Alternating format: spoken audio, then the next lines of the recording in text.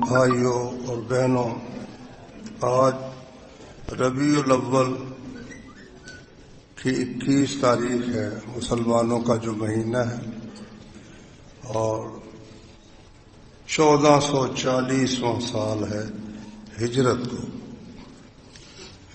میں نے جو آیات پڑھی ہیں یہ سورۃ الرعد کی آیات ہیں۔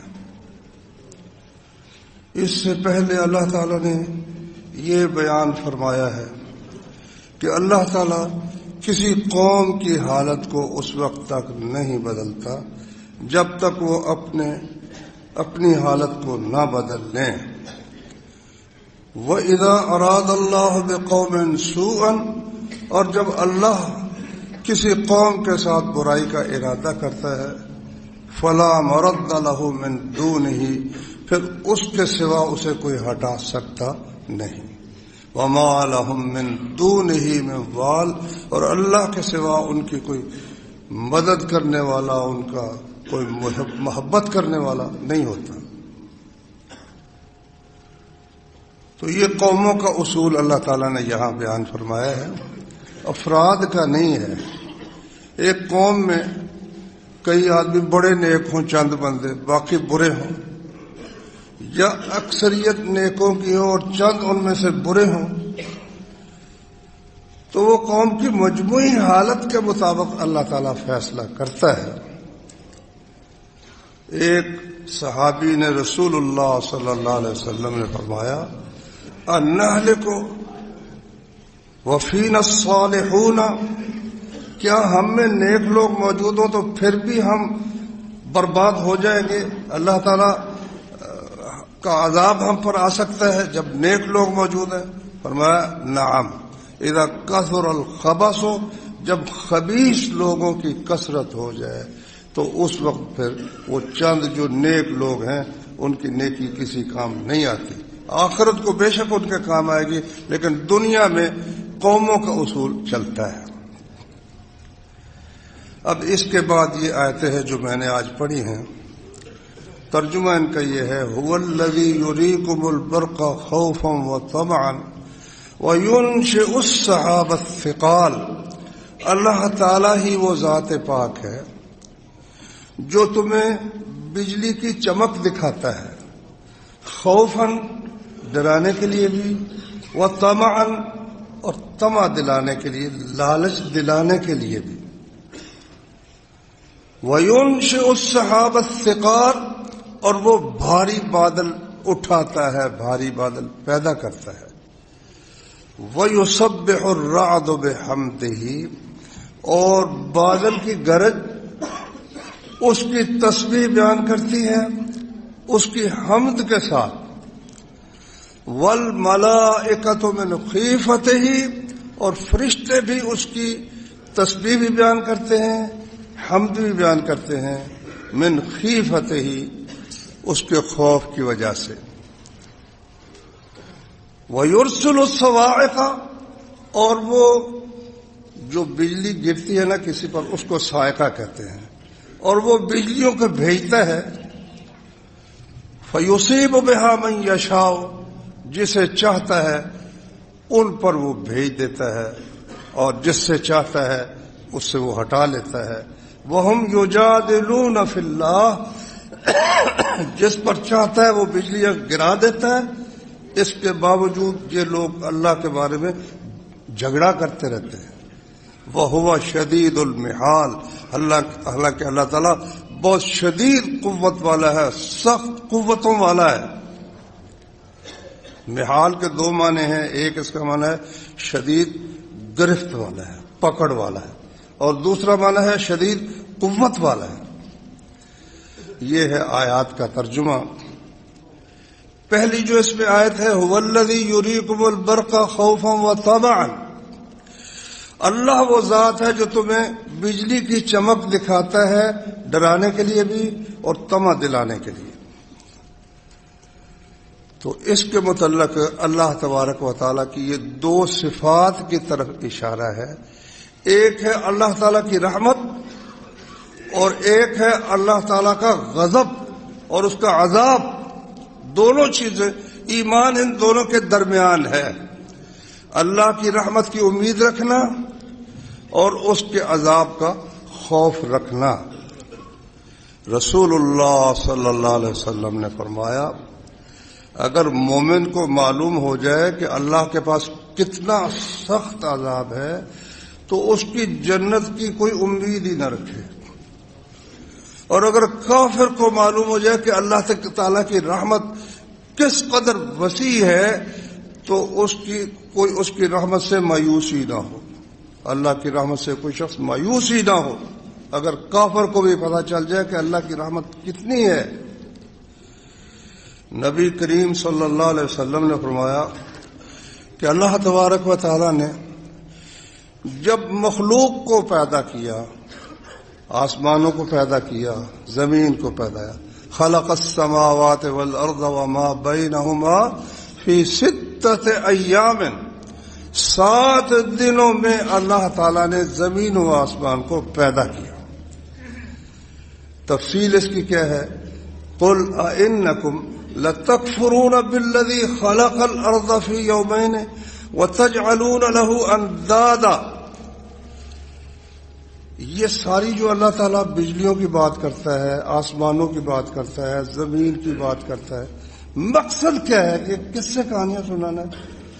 نہیں، مقصد ہے یہ بتانا کہ تمہارا کوئی مالک ہے، تمہیں پیدا کرنے والا ہے، اس نے تم سے باز پرس کرنی ہے۔ یہ سورہ جو ہم اس وقت پڑھ رہے ہیں، سورۃ الرعد اس کا نام ہے، یعنی بجلی کی بادلوں کی جو گرج ہے اس کا اس میں ذکر ہے، اس کے لحاظ سے اس کا نام رکھ دیا گیا سورۃ الرعد۔ تو یہ پوری سورت اللہ کی توحید کے دلائل پر مشتمل ہے، اس میں اللہ کی توحید کی دلیل پر دلیل چلی آتی ہے۔ دلیل پہلے فرمایا زمین دیکھو، اس کے ٹکڑے دیکھو، یہ زمین کا ٹکڑا جو ہے کس قدر زرخیز ہے، ساتھ والا ٹکڑا جو ہے وہ پتھر ہی پتھر ہے، اگلا ٹکڑا دیکھو تو ریت ہی ریت ہے، اس سے اگلا ٹکڑا دیکھو تو شور ہی شور ہے، ایک ہی پانی ہے، یہ ایک ہی زمین ہے، لیکن اس کے باوجود اسی پانی کے ساتھ، اسی زمین کے ساتھ یسقا بماء واحد، اس میں سے نکلتی پیداوار ہونے والی کوئی کڑوی ہے، کوئی میٹھی ہے، کوئی کھٹی ہے، کوئی نمکین ہے، تو ایک ہی پانی کے ساتھ اللہ تعالیٰ نے، ہم سارا یہ پڑھ کر آئے الحمدللہ، آپ بھائیوں نے سنا ہے، ویسے بندہ بھول بھی جاتا ہے۔ اب یہاں سلسلہ آ گیا ہے، اللہ تعالیٰ اپنی توحید کے دلائل میں یہ بجلیوں کا ذکر کر رہا ہے اور بادلوں کا ذکر کر رہا ہے، اور فرمایا اس سے پہلے اللہ نے فرمایا کہ یہ بجلیاں ہم جو تمہیں دکھاتے ہیں اور بھاری بھاری بادل پیدا کرتے ہیں، اس لیے کہ اس میں تمہارے لیے خوف بھی ہوتا ہے اور طمع بھی ہوتا ہے۔ جب بادل اٹھتے ہیں تو امید ہوتی ہے کہ بارش برسے گی، ہر طرف اللہ کی رحمت پھیل جائے گی، سبزہ ہوگا، فصلیں بہترین ہوں گی، اور ساتھ ہی ساتھ خوف بھی ہوتا ہے۔ کیا کہ بارش برسنے لگی، کیا پتہ بجلی گرے اور یہ ہمارا مکان ہی تباہ ہو جائے، سیلاب آ جائے، بستیوں کی بستیاں ہی اجڑ جائیں۔ دونوں چیزیں ساتھ ساتھ چلتی ہیں۔ اللہ تعالیٰ کی رحمت کی امید بھی انسان کو ہوتی ہے اور اللہ تبارک و تعالیٰ کا خوف بھی ساتھ ساتھ چلتا ہے۔ قرآن مجید میں اللہ نے ایک جگہ فرمایا سورۃ الحجر میں 14ویں پارے میں، نبئ عبادی انی انا الغفور الرحیم، میرے بندوں کو بتا دے، واضح کر دے، انی انل، انی کا معنی کیا ہے کہ بے شک میں، آنا کا معنی کیا ہے میں، 2 دفعہ میں آ گیا، مطلب کیا صرف میں، اور کائنات میں کوئی بھی نہیں، صرف میں، انی انل غفور الرحیم، صرف میں ہی وہ ذات ہوں اکیلی جو بہت بخشنے والا بھی ہے، پردہ بھی ڈالتا ہے۔ غفور نے پردہ ڈالتا ہے بندوں کے گناہوں پر، الرحیم اور پھر رحم بھی کرتا ہے۔ یہ 2 لفظ ہیں، تو اس کا کیا فرق ہے بخشنے والا اور رحم کرنے والا؟ ایک مفسر نے اس کی بڑی شاندار مثال دی ہے. وہ کہتے ہیں یہ جو ہے نا بخشنے والا اور مہربان رحم کرنے والا، اس کی مثال آپ یوں سمجھیں کہ ایک آدمی نے ایک چور کو پکڑ لیا، چوری کرتے ہوئے موقع پر اس کو پکڑ لیا. اب اگر وہ حکومت کا ذمہ دار ہے تو خود سزا دے سکتا ہے، اور اگر عام آدمی ہے تو اس کو پکڑ کر کسی نہ کسی عدالت میں گھسیٹ سکتا ہے، سزا دلوا سکتا ہے. اب چور کو اس نے پکڑا، چور نے منتیں کرنی شروع کر دی، جی معاف کر دو، مجھ سے غلطی ہو گئی، آئندہ میں نہیں کروں گا. اس نے کہا اچھا چلو جا، تجھ پر میں نے پردہ ڈالا، نہیں میں کسی کو نہیں بتا، جا دفع ہو جا، بھاگ جائے. یہ ہے غفور، پردہ ڈالنا، بخشنا.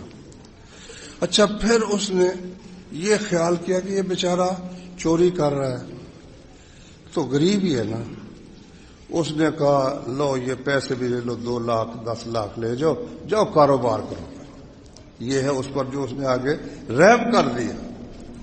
پہلے اس کی غلطی سے درگزر کیا، پھر اس پر مہربانی کر کے کچھ نہ کچھ اس کو عطا کر دیا. پاک پروردگار ہمارے گناہوں پر پردہ بھی ڈالتا ہے، پھر ہم پر رحم بھی کرتا ہے.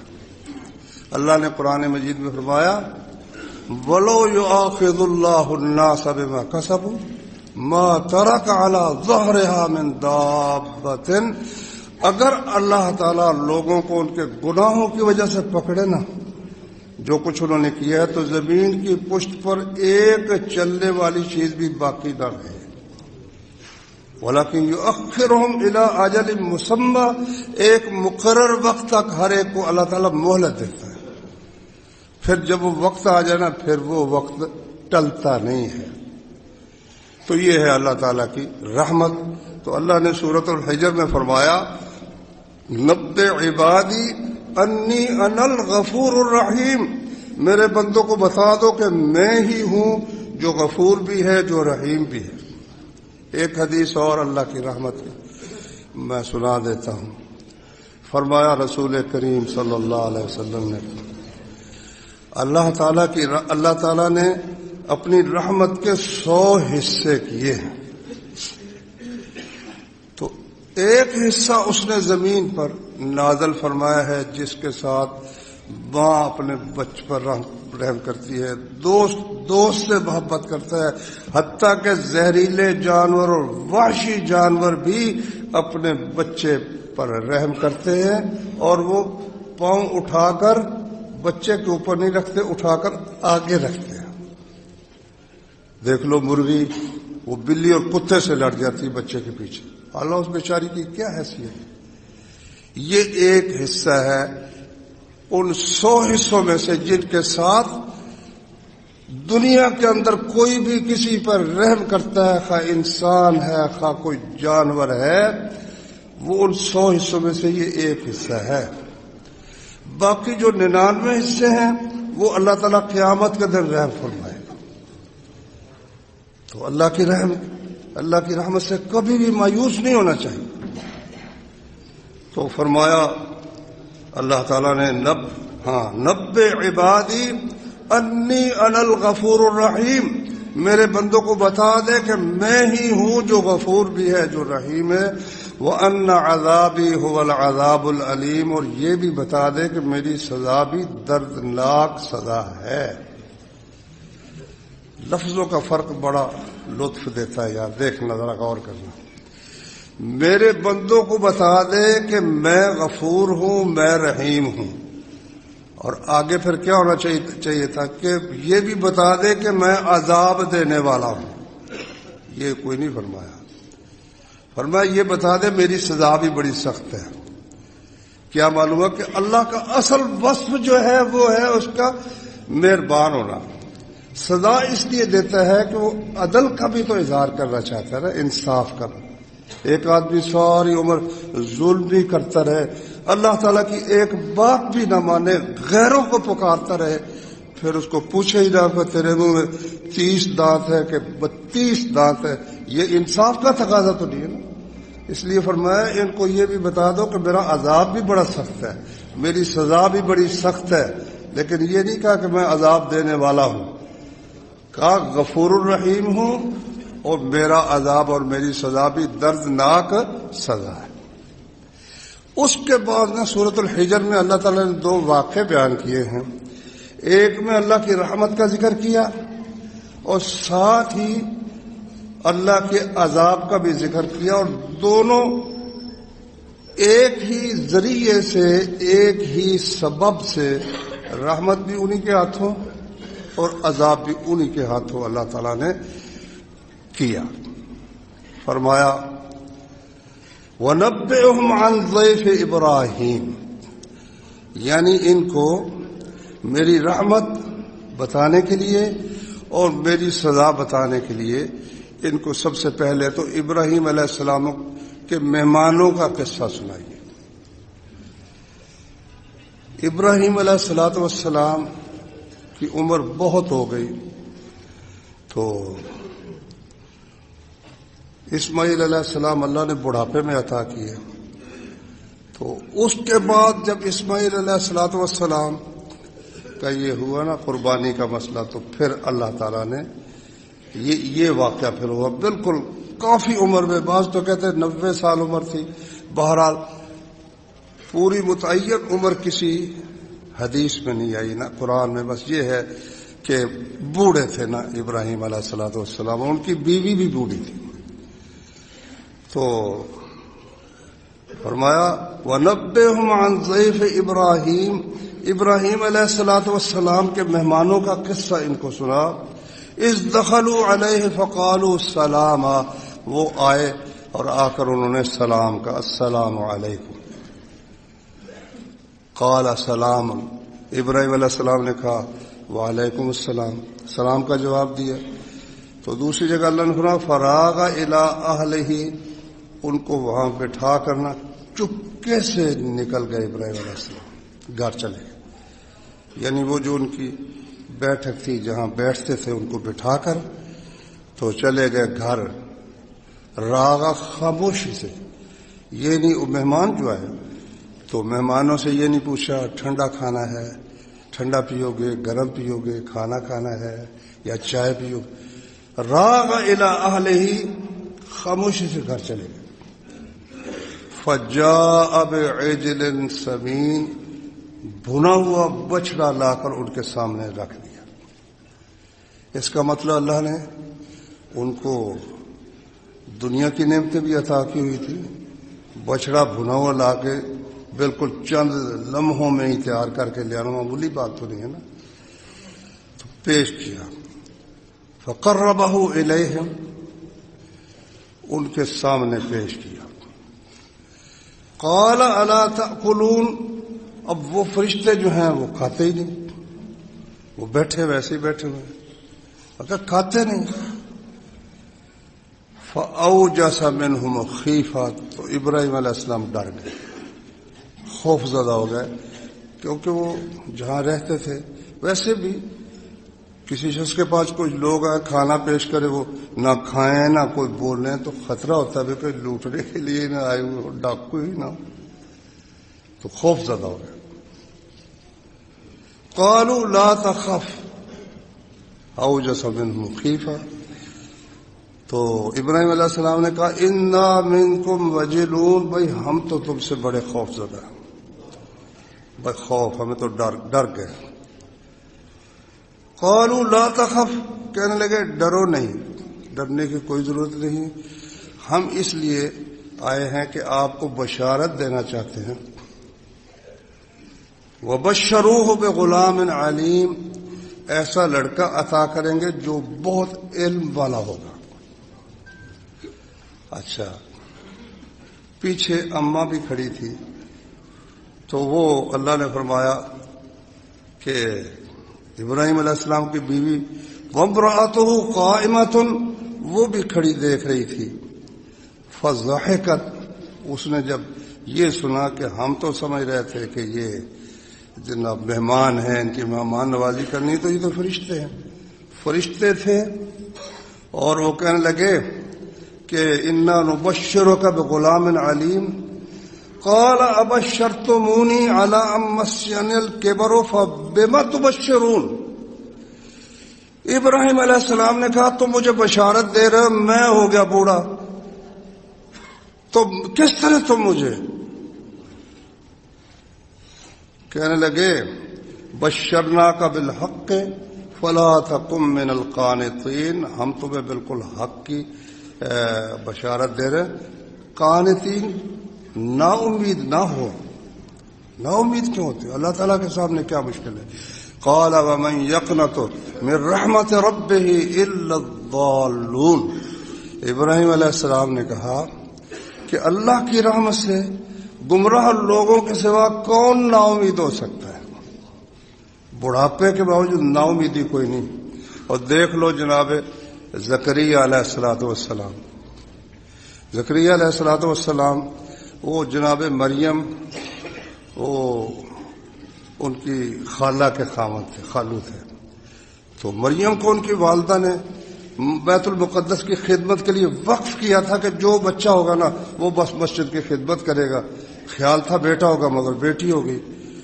تو وہ مسجد کی خدمت کے لیے ان کی سرپرستی اور نگرانی وہ حضرت زکریا علیہ السلام کرتے تھے. اللہ نے فرمایا جب بھی زکریا علیہ السلام جاتے نا مسجد میں ایک کمرہ ان کو ملا ہوا تھا، وجد عندها رزقا، تو وہاں دیکھتے ہوئے کوئی نئے سے نیا انوکھا پھل، بے موسم پھل پڑا ہوا ہے. قال یا مریم انا لک ھذا، کہا مریم یہ کہاں سے آ گیا؟ قالت هو من عند اللہ، کہنے لگے جی اللہ نے بھیجا ہے. اچھا کئی لوگ جو معجزات کے منکر ہیں اور کرامتوں کے، وہ کہتے ہیں مطلب یہ تھا کہ جس طرح مولوی صاحبان ہوتے ہیں نا تو ان کو لوگ کھانے بھیجتے ہیں. تو کوئی پوچھے مولوی صاحب کتوں آیا؟ کہتے جی اللہ پاک نے بھیجا.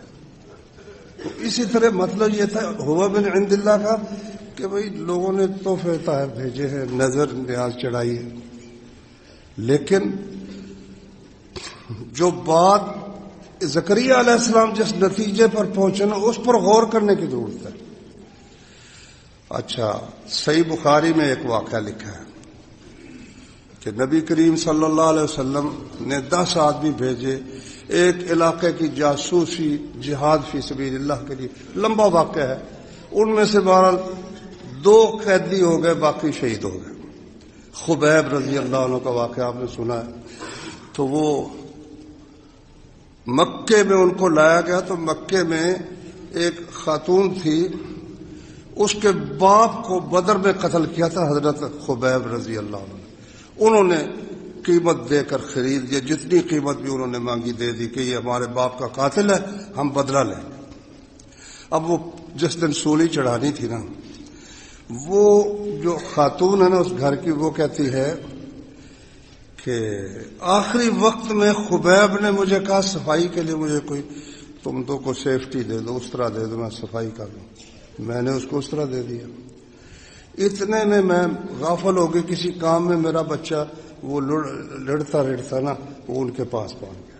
انہوں نے اٹھا کر رکھ لیا ران پر، ہاتھ میں اسطرح ہے، بچہ ران پر رکھا ہوا. میں گھبرا گئی کہ یہ ہم نے اس کو دینا، سولی تو بچہ اس کے پاس ہے، یہ تو پھیرے گا.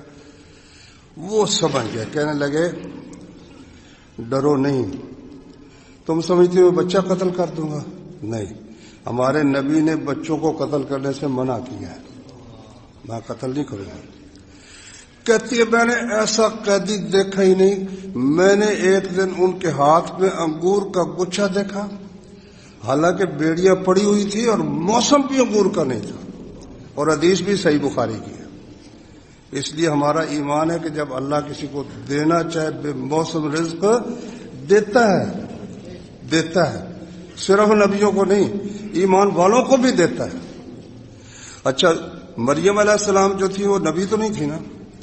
زکریا علیہ السلام ان کو خیال پیدا ہوا کہ بوڑھا ہو گیا ہوں، لو یہ کہ اس کو اگر بے موسم پھل مل سکتا ہے تو اس عمر میں مجھے بیٹا بھی مل سکتا ہے. لوگ کہتے ہیں اللہ فرماتے ہیں ہنالک دعا زکریا ربہ، وہیں زکریا علیہ السلام نے دعا شروع کر دی. کہا یا اللہ میری ہڈیاں جو ہیں کمزور ہو گئی ہیں، سر شولے مارنے لگا سفیدی سے، اور میں بالکل، میری پٹھے بھی خشک ہو چکے ہیں، اور میری بیوی شروع سے ہی بانج ہے کہ مجھے ایک بیٹا عطا کر دے۔ اللہ نے اسی وقت فرمایا کہ ہم تمہاری دعا قبول کرتے ہیں۔ دعا قبول ہو گئی۔ اب حیران ہو گئے کہ کس طرح، کہتا ہے یا اللہ میں بوڑھا تھا، کیسے ہوگا بچہ، کیسے ہوگا بچہ؟ لوگ پہلے خود ہی دعا کر رہے ہیں، پھر حیران ہوئے کہ یہ ہوگا کیسے؟ فرمایا کہ جب تو کچھ بھی نہیں تھا میں نے تجھے پیدا کر دیا، تو اب تو بھی ہے، تو تیری بیوی ہے، تو ہم کیوں نہیں بنا سکتے، بچہ کیوں نہیں دے سکتے؟ تو میرے بھائیوں، اسی طرح اللہ تعالیٰ کی رحمت سے نا امید کبھی نہیں ہونا چاہیے۔ کوئی بھی کام ہونا، اس دروازے سے کبھی مایوس ہونا نہیں چاہیے۔ اللہ اکبر۔ ابراہیم علیہ الصلوۃ والسلام کو فرشتوں نے کہا کہ ہم آپ کو ایک علیم لڑکے کی بشارت دیتے ہیں۔ وَامْرَأَتُهُ قَائِمَةٌ فَضَحِكَتْ، بیوی کھڑی تھی، وہ ہنس پڑی کہ ہم سمجھے تھے کہ مہمان ہیں تو یہ فرشتے ہیں، اور فَسَقَّتْ وَجْهَهَا وَقَالَتْ عَجُوزٌ عَقِيمٌ، ماتھے پر ہاتھ مار کر تعجب سے کہنے لگی بوڑھی بھی ہوں، بانج بھی ہوں، تو بیٹا کیسے ہوگا؟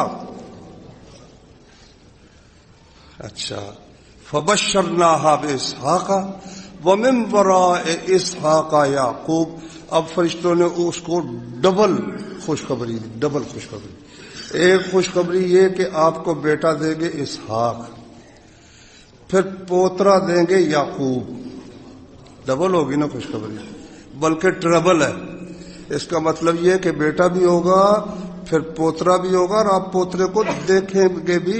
عمر کی بھی اس میں بشارت موجود ہے، عمر کی بھی اس میں بشارت موجود ہے۔ بشارت دے دی اللہ تبارک و تعالیٰ نے۔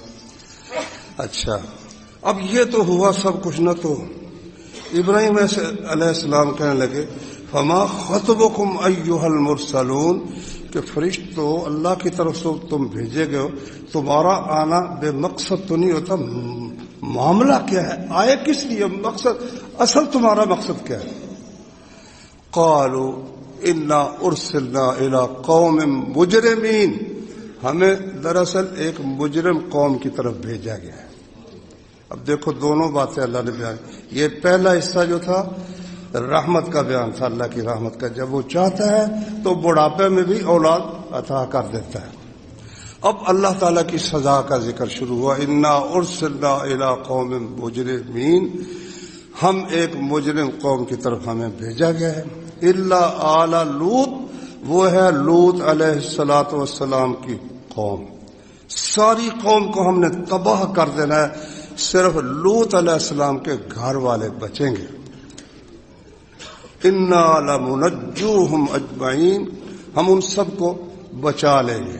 الا امرأتہ، ہاں اس کی جو بیوی ہے نا، وہ کافروں کے ساتھ وہ بھی تباہ ہو جائے گی، کیونکہ وہ مومن نہیں تھی، بظاہر مسلمان بنی ہوئی تھی، بیوی تھی جناب لوط علیہ السلام کی، لیکن وہ خائن تھی، اور وہ نہیں بچے گی۔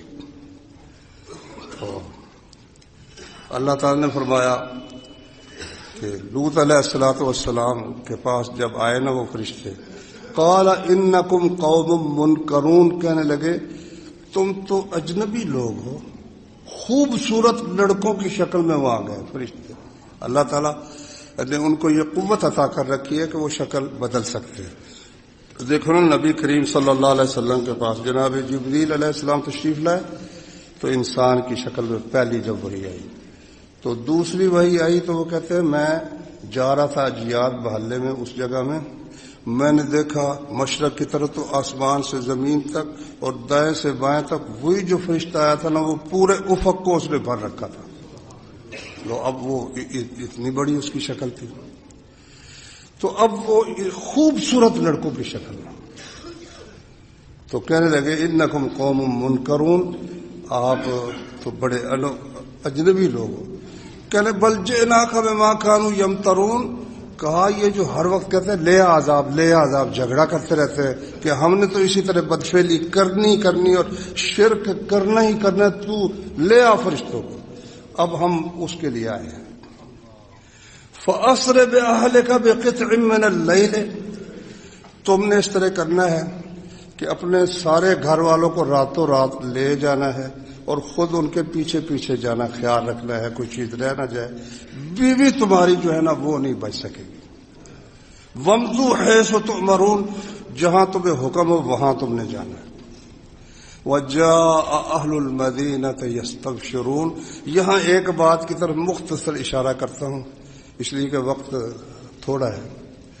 نہ پہلے جناب ابراہیم علیہ السلام کو پتا چلا کہ یہ فرشتے ہیں، نہ انہیں یہ پہلے پتا چلا کہ مجھے اللہ تعالیٰ نے اسحاق عطا کرنا ہے، نہ یہ پتا چلا کہ مجھے یعقوب عطا ہوں گے، نہ یہ پتا چلا کہ میری عمر میں اضافہ ہوگا۔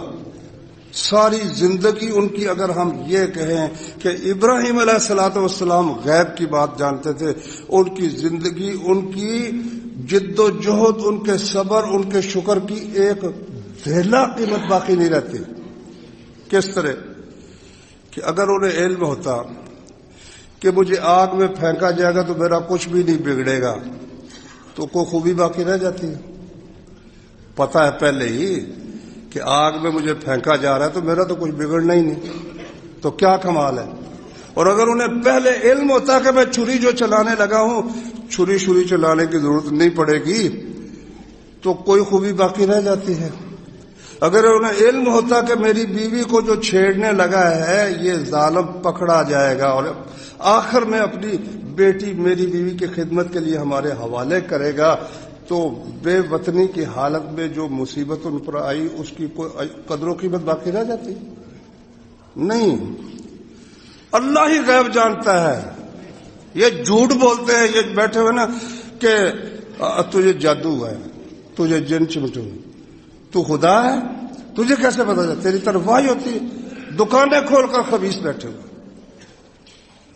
تو میرے بھائیوں، اور آگے لوط علیہ السلام کو دیکھ لو، وہ لڑکے آئے، کہتے ہیں ھذا یوم عصیب، کہتے ہیں آج کا دن میرے لیے بڑا مشکل ہے، بڑا مشکل دن ہے۔ پتہ تھا اپنی قوم کا، ومن کان قبل کانوا یعملون السیئات، وہ قوم پہلے بدکاری، لڑکوں سے مردوں سے بدکاری کا ارتکاب کرتی تھی۔ لوط علیہ السلام نے خوبصورت لڑکوں کو، مہمانوں کو دیکھ کر خوف زدہ، قال ھذا یوم عصیب، بڑا آج مشکل کا دن ہے۔ کہتے ہیں کہ لوط علیہ السلام نے جب یہ کہا نا، وَجَاءَهُ قَوْمُهُ يُهْرَعُونَ إِلَيْهِ، سارے لوگ ہی ان کو خبر مل گئی کہ وہاں خوبصورت لڑکے آئے، سارے دوڑتے ہوئے وہاں آ گئے، ہمارے حوالے کرو۔ اس نے کہا اللہ یہ میرے مہمان ہیں، مجھے ذلیل نہ کرو، وَاتَّقُوا اللَّهَ وَلَا تُخْزُونِ، مجھے ذلیل نہ کرو، اللہ سے ڈرو۔ قالوا اولم ننهك عن العالمین، کہنے لگے تجھے منع نہیں کیا، مہمان آتے تو تو رکھتا پھرتا، مہمان جانے اور ہم جانے۔ کیسے خبیث لوگ تھے، مہمانوں سے بھی وہ درگزر نہیں کرتے تھے۔ اب فرشتے جو تھے نا، لوط علیہ السلام نے آخر کہا ہؤلاء بناتی، اور بھائیوں یہ میری بیٹیاں ہی ہیں، چلو ان سے نکاح کر لو۔ کہنے لگے لقد علمت ما لنا فی بناتک من حق، تو جانتا ہے تیرے بیٹیوں میں ہمارا کوئی حق نہیں، ہمیں اس کی ضرورت، یہ لڑکے ہمارے حوالے کو۔ اب وہ جو تھے نا، اس وقت انہوں نے بتایا یا لوط انا رسول ربک، لوط فکر نہ کر، ہم تیرے رب کی طرف سے ہمیں بھیجا گیا ہے، تو اپنے گھر والوں کو یہاں سے نکال دے، راتوں رات تم بھی نکل جاؤ، پہلے گھر والے جائے پھر تم نکل جاؤ۔ ان دابر هؤلاء مقطوع مصبحین، صبح جب ہوگی نا تو ان کی جڑ کاٹ دی جائے، جڑ کاٹ دی جائے۔ اچھا تو لوط علیہ السلام اب جب سنا تو وہ کہنے لگے، اب بے انتظار بڑا مشکل ہوتا ہے نا، تو اللہ نے ساتھ ہی فرمایا الیس الصبح بقریب، اور صبح کو قریب نہیں، تم جو اتنی جلدی کر رہے ہو، اتنی مدت گزار دی تم نے، کئی سال، الیس الصبح بقریب، کیا صبح قریب نہیں ہے؟ اللہ فرماتے ہیں کہ جب صبح ہوئی نا تو فرشتے نے وہ ساری بستیاں جتنی تھیں ان کو زمین کے قطعے کو اٹھایا اور اوپر لے جا کر الٹا کر دے گا. وَأَمْطَرْنَا عَلَيْهِمْ حِجَارَةً مِّن سِجِّيلٍ. سنگ گل، یہ جو لاوا ہوتا ہے نا، بھٹھے میں بعض اوقات اینٹ وہ گل جاتی ہے اور وہ کھنگر بن جاتی ہے، اور پہاڑوں سے بھی لاوا نکلتا ہے، اس کے پتھروں کی اس کے اوپر بارش کی. اللہ اکبر. فرمایا کہ یہ عذاب ان لوگوں سے بھی کچھ دور نہیں جو یہ کر رہے ہیں. یہ سمجھے ہم سے عذاب دور ہے، اللہ اگر چاہے تو ان پر بھی عذاب برسا سکتا ہے. بس بھائیو، اللہ کی رحمت ہی ہے کہ کفار کے ہاں قانون، ان ظالموں ملعونوں نے قانون بنا دیا مرد مرد سے شادی کر سکتا ہے. یہ تو قوم لوط سے بھی آگے بڑھ گئے. تو اس امت مسلمہ پر اگر اللہ کا احسان نہ ہوتا کہ اب اس طرح سے قوموں کو ملیا میٹ نہیں کیا جائے گا بلکہ فرصت دی جائے گی، تو پتہ نہیں کس کس گناہ کی سزا میں کون کون سی قوم ملیا میٹ کر دی جاتی. خلاصہ ساری بات کا یہ ہے کہ اللہ تبارک و تعالیٰ کی رحمت سے کبھی نا امید نہیں ہونا چاہیے، اور اللہ تعالیٰ کی سزا سے کبھی بندے کو امن میں نہیں ہونا چاہیے، بے خوف نہیں ہونا چاہیے. اللہ تعالیٰ کی سزا سے کبھی بے خوف نہیں ہونا چاہیے. ایمان خوف اور رجا کے درمیان ہے. اللہ کا خوف بھی ہو کہ اللہ کی گرفت بڑی سخت ہے، اور اللہ کی رحمت کی امید بھی ہو کہ اللہ کی رحمت کا کوئی ٹھکانہ نہیں. اللہ تعالیٰ توفیق عطا فرمائے. قرآن مجید کو سمجھیں اور اس پر عمل کریں.